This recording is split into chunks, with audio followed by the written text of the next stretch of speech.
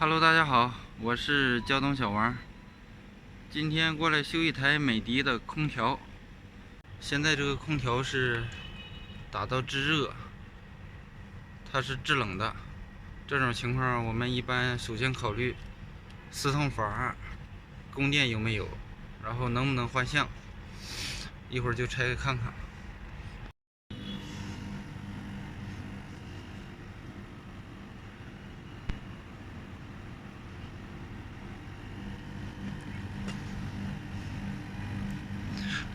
现在美的空调啊，打到制热，管是凉的啊，这个管冰凉了。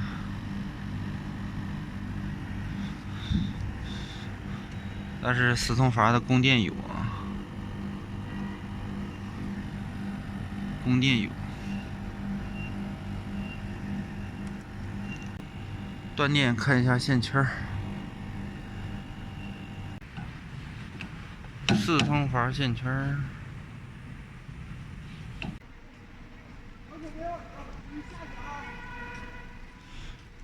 全部拆掉啊！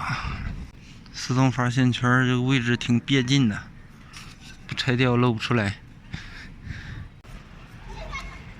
生锈了。拿个新的换上看看。线圈是通的，但是有的时候就切换不过来呀。找了一个四通阀线圈啊。这个配件我车上都有的。它这个空调啊，打开以后就是制冷，四通阀线圈供电也有啊，线圈也没坏。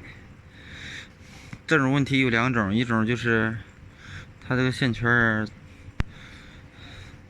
磁力不大行了，所以首先要换一个线圈看一下，然后就是四通阀阀体有问题啊，切换不过来，那样就麻烦了，就得换四通阀总成了。先换个它试试吧。好，开机。刚才明显听见嘎一声，电磁阀响的声音。开机。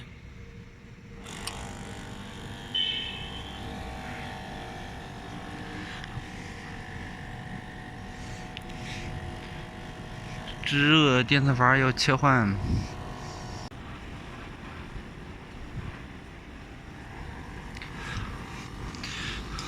现在粗管热了，细管也不结霜了。它要结霜，很明显的就变湿了，上面全是水。现在是干的，高压管烫手了。现在电磁阀有切换的声音了，一通电有叭一声。所以这个线圈并不一定说线圈没烧，它就是好的。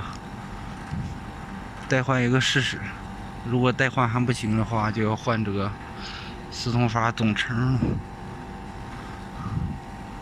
换总成就麻烦了。